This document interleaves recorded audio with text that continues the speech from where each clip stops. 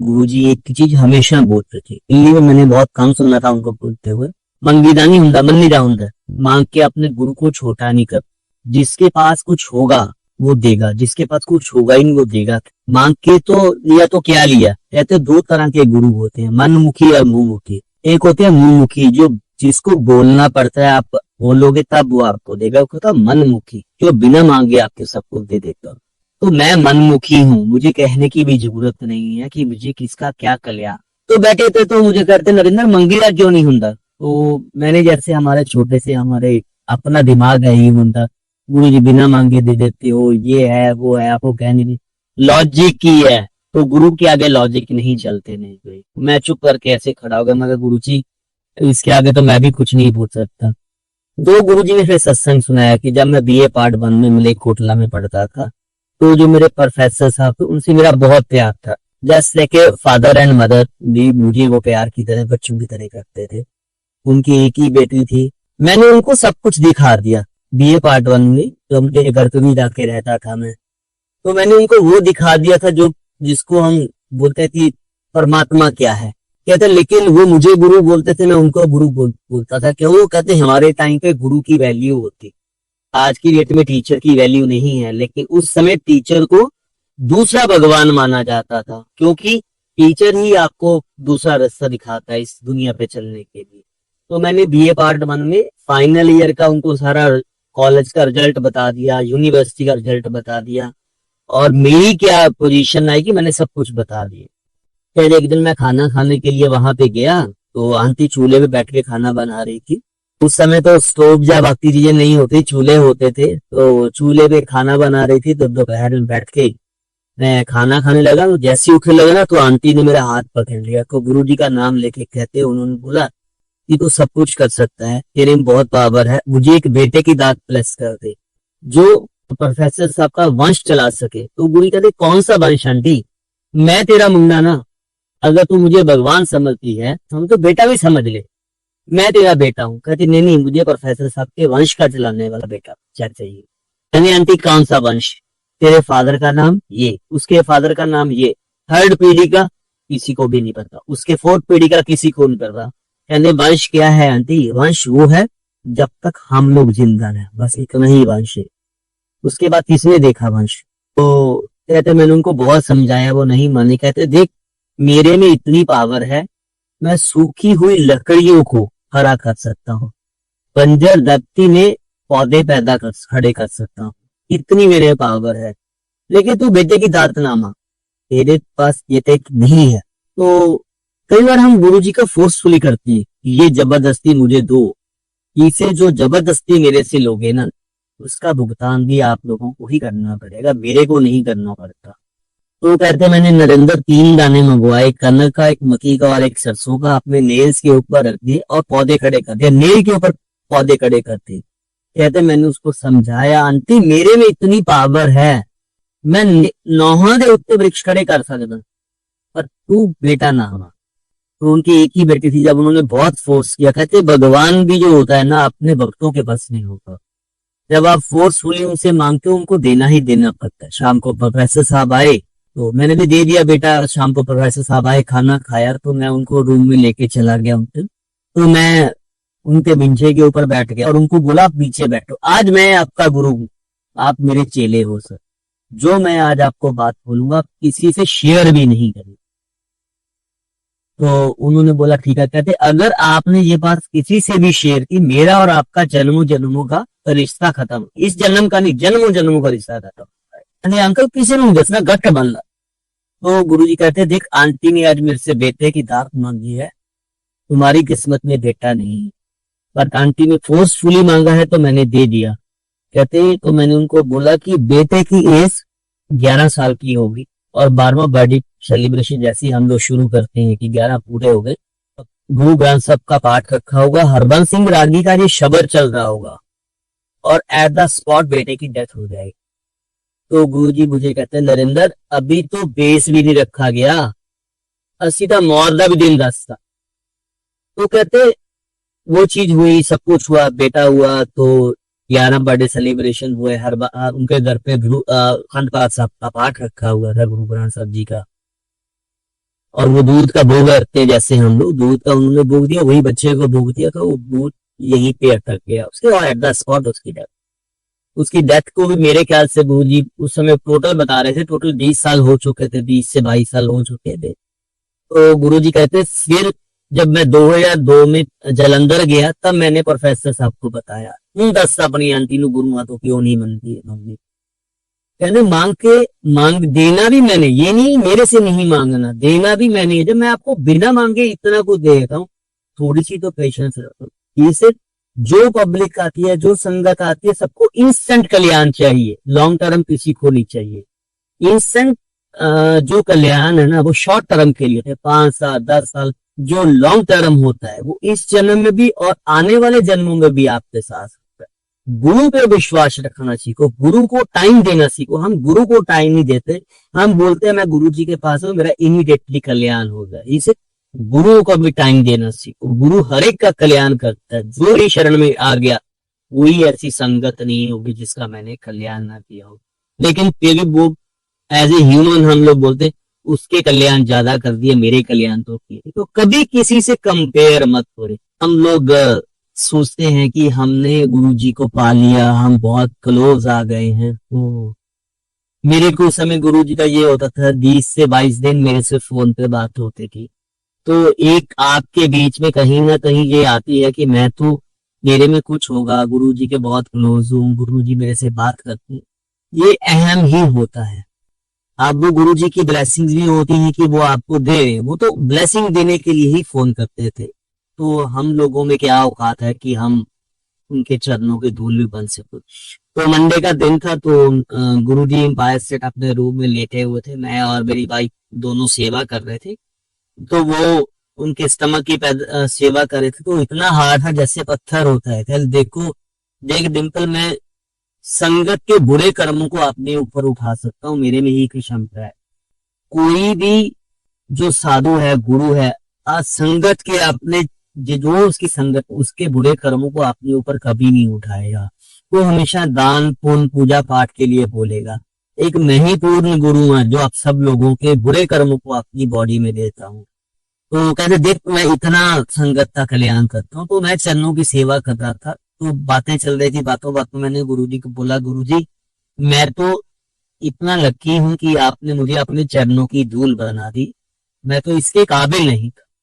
तो गुरुजी हंसने लगे, हैं ठीक है। तो मैं कहा गुरुजी मैं तो लकी हूं कि आपने मुझे अपने चरणों की धूल बना ली।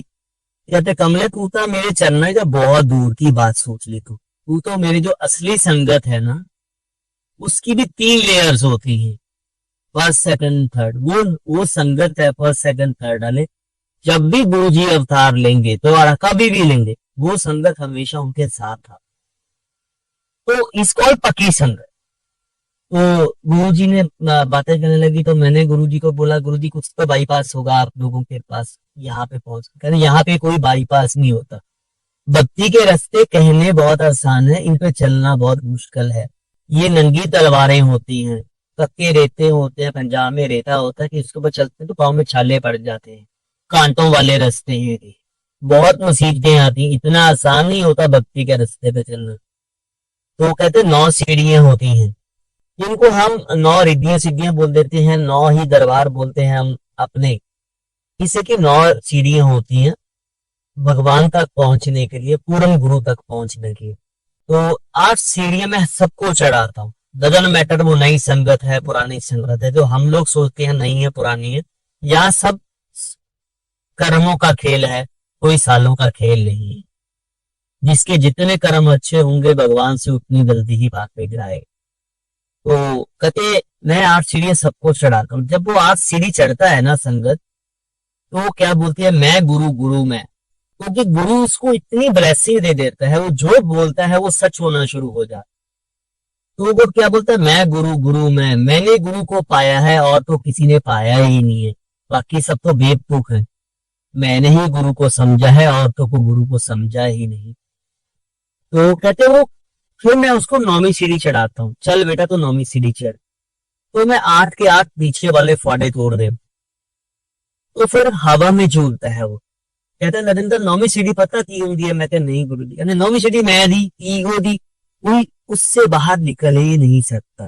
पूर्ण गुरु जब तक ना चाहे, पूर्ण गुरु की पूरी ब्लेसिंग्स आपके ऊपर ना, आप नौवीं सीढ़ी बाहर निकल सकते। 99.5% संगत वहां से नीचे गिरती है। जिस पे गुरु की मेहर होती है, भगवान की मेहर होती है, वही नौवीं सीढ़ी पर। तो मैंने गुरु को सर सानू कौन पालूगा, कहते मुझे कोई नहीं पा सकता। सब मेरे नजदीक है, सब मेरे दूर है। सबके नजदीक मैं हूं, सबके दूर मैं, तो मैं तो सबका हूं। कोई यहाँ पे ऐसा नहीं, आप जितने अच्छे करोगे उतने ही मेरे नजदीक रहोगे। इसे ਅਸੀਂ नींबू दिया फाला वांगू निचोड़ दी है, फिर पता लगता है एक एक लीव्स में से मैं ड्रॉप निकाल के दिखाता हूँ, फिर पता लगता है गुरु क्या चीज है। कहते हैं गुरु को इतना आसान नहीं है पाना, गुरु को बहुत मुश्किल है। तो करोड़ों में एक बंदा होता है जो गुरु को पाके जाता है। तो मुझे मालूम है कहते किसको क्या देना है।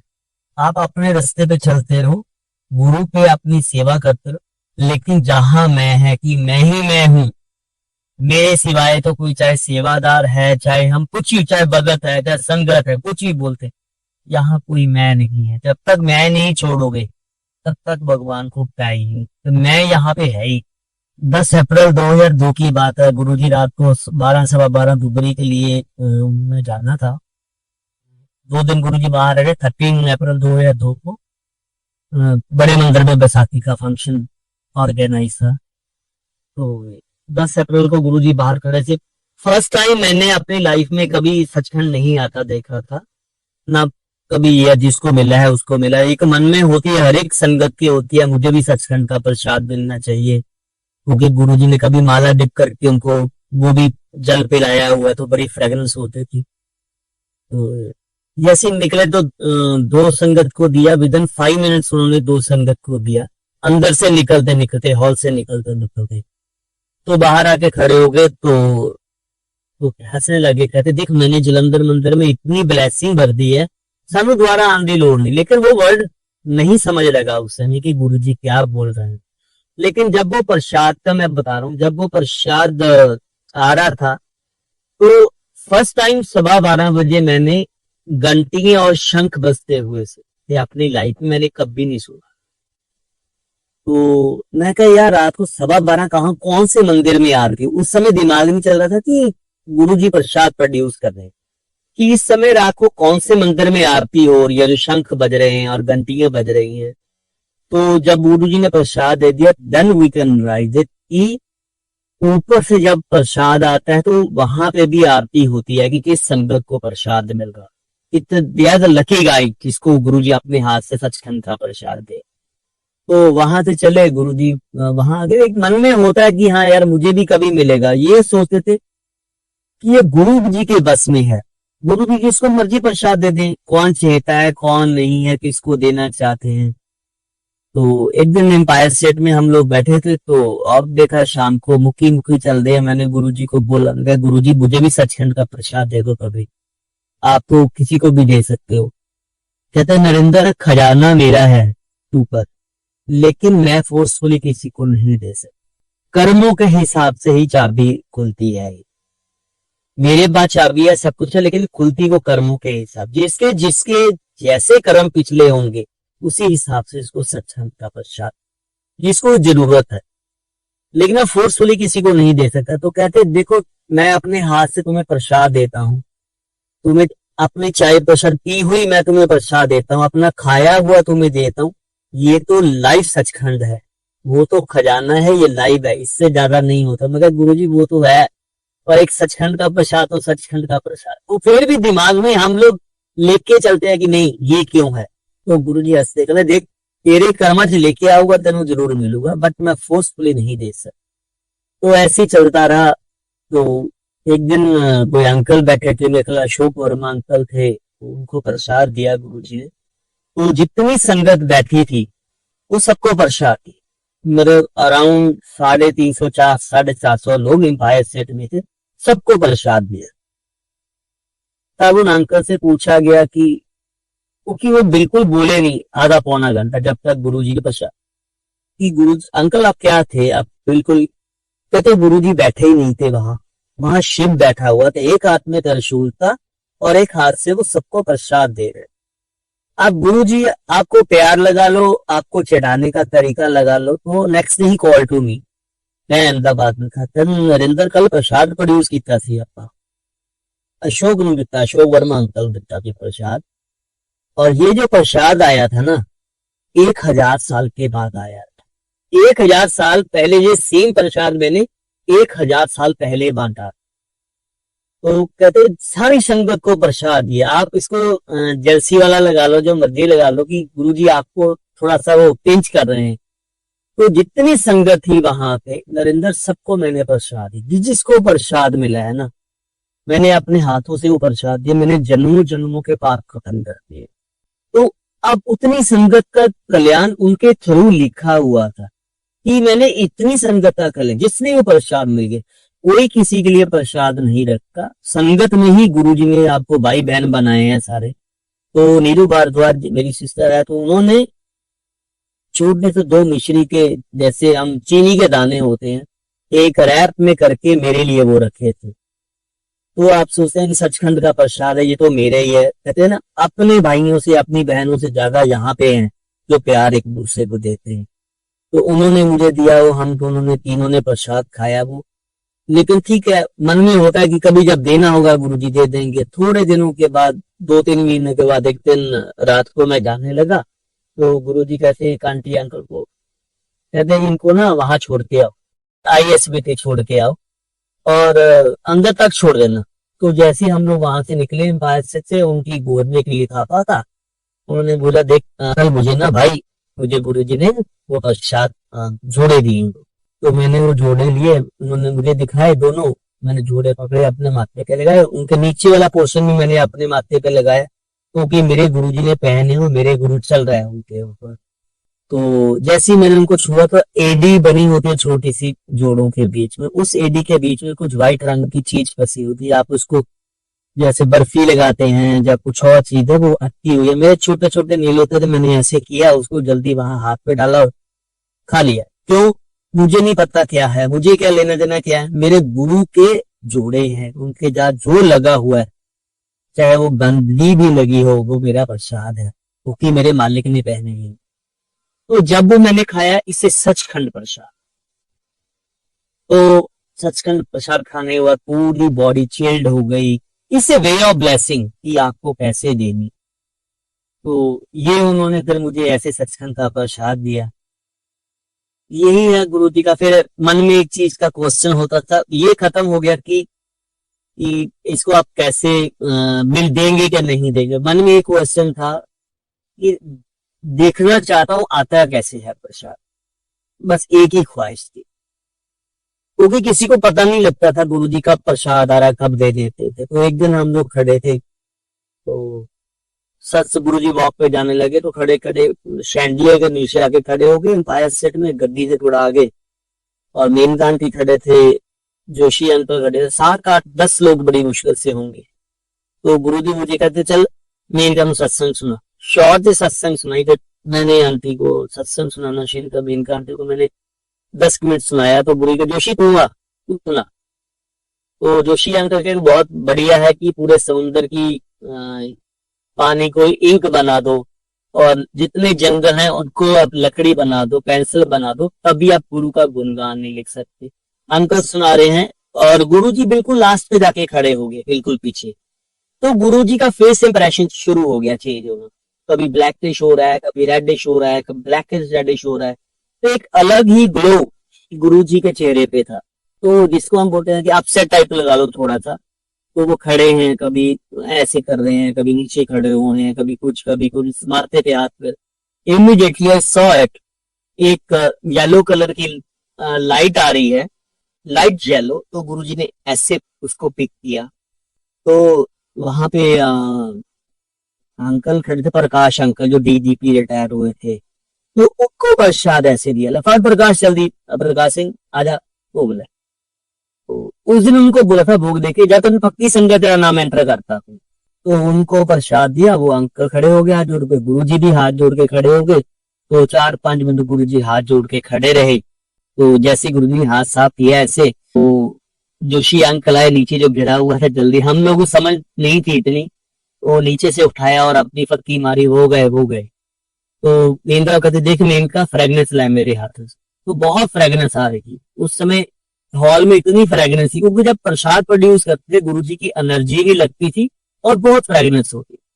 तो एक मन में क्वेश्चन है, तो गुरु जी वॉक पे चले गए, तो अंकल आपके हाथ में क्या आया था? मैंने तो कुछ और देखा था। उन्होंने बोला जैसे मक्की का दाना होता है ना, ऐसे एक लिक्विड मेरे हाथ में आया। तो धीरे धीरे तकरीबन आधा किलो का मोतीचूर का लड्डू उनके हाथ में बना था। हमारे देखते देखते मैंने देखा, लाइट येलो कलर का था। तो ऐसे हाथ इनका खुला और पूरा आधा किलो का लड्डू उनके हाथ। देन आई सॉ इट कि हाँ, मैंने लाइट देखी, वो इस सचखंड का प्रसाद है जो ज्योत के रूप में आया। गुरुजी ने उनको पकड़ा, उनके हाथ में मक्की के दाने जितना गया और आगे वो, दिस इज सचखंड प्रसाद। तो ये मेरे मन में था, उन्होंने वो दिखा दिया, तो अब उन्होंने अपने हाथ से हमें प्रसाद भी दे दिया, वो भी सचखंड का प्रसाद। तो शिवरात्रि से एक दिन पहले गुरुजी ने 500 फोटो मुझे दी और हमने रात को 12-1 तक बैठ के उसके ऊपर क्लिप पे लगाए, इसी की सारी संगत को दो दो बांट ली। तो मैंने यही था कि 250-300 संगत होगी, कितने भी बांटने होंगे, लेकिन संगत उधर 1000 से ऊपर थी। तो अगले दिन गुरु जी कहते तो किसी को अंदर नहीं आने देना। सुधा आंटी थे, बकबर अंकल थे, उनकी वाइफ थी और उनकी शायद बेटा था, तो बेटी थी। तो वो 4 लोग थे। गुरु जी ऊपर से स्नान करके आए, तो गुरु जी रूम में बैठ गए। तो गुरु जी कहते चलो यार आलू प्याज के पकौड़े बनाओ। आलू प्याज और मिर्चों के पकौड़े बने और सबने इकट्ठे एक ही प्लेट में बैठ के खाए। तो मैं उनके रूम के गेट के बाहर बैठा था। तो गुरु जी कहते पता नहीं यार बर्तन लोग क्यों रख देने, आज का दिन तो शिवरात्रि माँ पार्वती और शिव की शादी का दिन है। कहते जब हमारे घर पे शादी होती है हम सेलिब्रेट करते हैं कि भूखे रहते, तो इंजॉय करना चाहिए इस फंक्शन। अब मैंने पहले भी कोई व्रत नहीं छोड़ा, अब आज की डेट में व्रत रखता हूँ, तो ठीक है आप सेलिब्रेशन करते हैं गुरु जी के साथ। तो अब गुरु जी का अपना तरीका है, बताने का तरीका है, समझाने का तरीका है। तो थोड़े दिन निकले तो उसी समय तो गांव से लस्सी आई। तो गुरु जी मुझे कहते नरेंद्र लस्सी आई है, देख कितनी की लस्सी है। तो मैं कहा 20 से 30 लीटर लस्सी होगी, 2 केन भरी हुई थी। तो गुरु जी कहते बर्फ ले आ।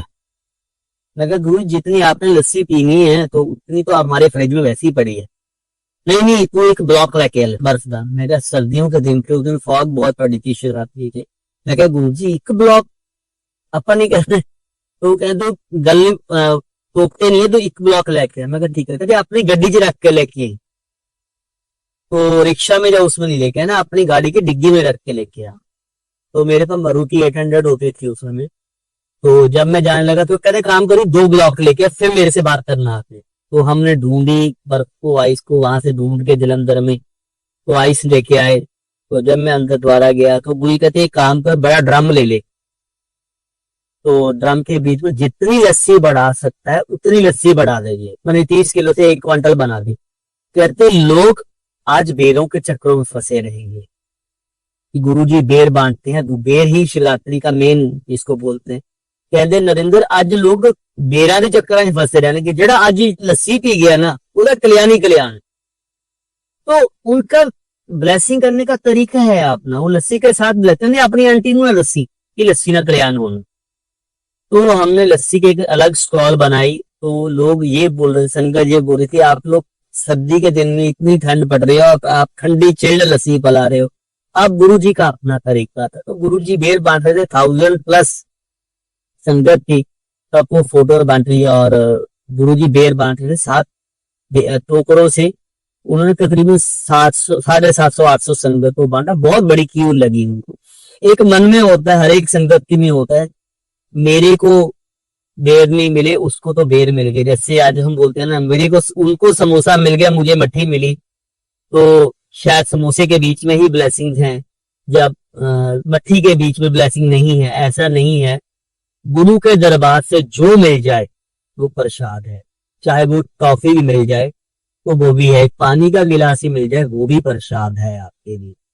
तो गुरु ने जिसको जो देना है। तो मैंने अंकल तो अमरती का बहुत बड़ा टोकरा साथ में लाके रख दिया। तो बब्बर अंकल को बोला बब्बर अंकल गुरुजी को बोल दो थोड़ी सी स्पीड कम कर दें ताकि सब संगत को मिल जाएगा। हर एक के मन में किसी के ये ना तो मुझे तो मिला नहीं। तो गुरु जी का हाथ छोटा सा ऐसे पकड़ के ऐसे देते थे तो पूरे हाथ भर जाते थे। तो बब्बर अंकल ने गुरु जी को बोला, गुरु जी ने ऐसे देखा तो गुरु जी कहते गुरु जी लास्ट है और ये साथ में लाके अमरती रख दी। तो सीधा तो स्पीड स्लो कर दो नहीं तो अमरती बांध देना बाद में। तो गुरु जी ने देखा हाँ हाँ मैंने पता है।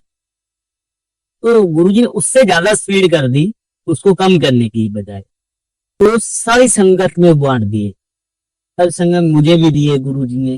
तो मैंने कभी चीजें बढ़ती नहीं देखी थी। मैंने उस फेस्टिवल में फर्स्ट टाइम चीजें बढ़ते हुए देखी थी कि गुरु जी कैसे एक चीज को बढ़ा देते। तो सबको दिया, मेरे को लास्ट में एक मुट्ठी उन्होंने दिया तो मैंने जेब में रख लिया। तो इसे हॉट ब्लेसिंग जो फंक्शनों पे देता हूँ, जब ऐसे देता हूँ ये हॉट ब्लेसिंग होती है, इसको यहीं पे खा ले, अभी खा ले। तो बब्बर अंकल को 3 बेर गुरु जी ने खाए, मैं सिर्फ मेंबर 3 बेर गुरु जी ने खाए। और मुझे रात को 1-1:30 बजे वापस भेज दिया, कहते तो लुधियाना जा। उन दोनों को बब्बर गोल्ड और बाबा को रोक लेकर, जहां मेरी एक्चुअल गाड़ी नहीं है, गद्दी लिखा हो, जहां मेरी गद्दी रखी हुई थी वहां पे जाके देख के आओ कुछ पड़ा है। वो साथ ही जलंधर मंदिर के आगे कुछ लॉन है, उसमें 1000 पर्सन आना आज की डेट में पॉसिबल नहीं है, लेकिन उसमें था उससे। तो वहां पे जाके देखा, अंधेरा था, कुछ नहीं है। गुरुजी दोबारा जाके देख के आओ।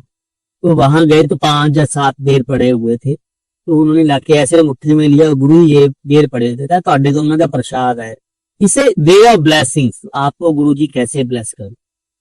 तो हम सब लोगों को बहमों से निकालने के लिए ही गुरु जी आए थे और बहमों से निकाला। लेकिन जितना बहमों से निकाल के गए हैं ना, उतना हम संगत उतने ही डैमों में ज्यादा फंसते जी। मुझे भी बहुत बोल रहे थे, कहते नरेंद्र अपने घर पे सत्संग रख।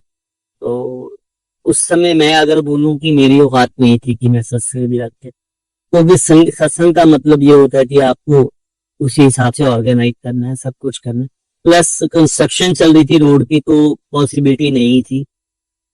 तो गुरु जी ने किसी और संघ, उस समय नए नए जुड़े थे मिस्टर अबराय, उनको वहां बोला चलो तेरे घर आवांगे तो सत्संग रख। तो उन्होंने सत्संग ऑर्गेनाइज किया, बहुत संगत आई थी। गुरु जी ने वो चोला जो पहना और जैसे सांप की कंज होती है जो ऊपर पहनी, स्किन होती है जो ऐसे कलर का गुरु जी ने पहन के रखा था। मैंने उससे पहले भी कभी नहीं देखा उनको, ना उसके बाद कभी वो चोला देखा ऐसा। तो गुरु जी ने सबको प्रसाद दिया, उन्होंने डब्बी 2-2 प्रसाद दे रहे थे। तो लास्ट पे कम हो गए, तो स्पीड अभी पड़े थे। तो अंकल कहते मैं अभी जाके ले आता हूँ। गुरु जी थोड़ी सी स्पीड थोड़ी कम कर लो, बस साथ ही शॉप है, अभी लेके आया। तो गुरु जी का नाना मेरी गद्दी नीचे 5 गद्दे पहने या डब्बे चुप था। तो वो डिब्बे कौन लेके आया, गुरु जी की गद्दी के नीचे ही क्यों रखे उन्होंने, तो वो नहीं किसी को पता। तो उन्होंने पूरा प्रसाद कर वहीं पे उससे कंप्लीट किए। तो फिर उनके जो बाद में नाता नाती थे या उनके पोता पोती थे दोनों, उनसे वो डर रहे थे गुरुजी के, गुरुजी के पास माथा टेक, उन्होंने माथा नहीं टेका। कहते नहीं गुरुजी के गले में तो ना सांप थे, तो इसलिए हम नहीं जाता। अब उन बच्चों को गुरुजी ने अपने शिव रूप पे दर्शन देने थे, तो उन्होंने दर्शन दे दिए। तो उसके बाद मेरे जब कहते हैं ना हिम्मत हुई कि हाँ मैं बुला सकता हूँ, तब मैंने गुरुजी को बोला था गुरुजी अब जब आप पंजाब आओगे ना, गुरुजी दिल्ली में थे, तो गुरुजी एक घर पे सत्संग रखेंगे, बड़े वाला सत्संग रख। कहते नरेंद्र तेरे घरे हर रोज होके आना, मैं तेन लोड़ ही नहीं है कि सत्संग रखन की। तो हर एक संगत के घर पे जाते, नॉट मैटर कि नरेंद्र है या कोई भी है। तो उन्होंने फिर मुझे बताना शुरू किया, तेरा मंदिर कहाँ बना हुआ, स्टोर कहाँ है, तेरा बेडरूम का, बेडरूम में कहाँ अलमारी बनी हुई है, कहाँ चीज क्या रखी हुई है, तो दूसरे रूम में क्या है, किचन कहाँ है, सब कुछ A to Z वहीं बैठे बैठे मुझे डिस्क्राइब कर दिया। कहते कमरा जब शादी लाड़ लग गया, उसके घर के ऊपर तो मेरी वैसे ही नजर है, मुझे हर एक चीज पता है, मैं आऊं चाहे ना आऊं। वो टाइम था जब मैंने तेरे वहां पे आना, अब जब नेक्स्ट टाइम आएगा तब देखिए। तो वो सारी संगत के घर थे, नजर मैटर की नरेंद्र है या कोई, जो भी उनको सच्चे मन से याद करता है वो सारी संगत के। जय गुरु।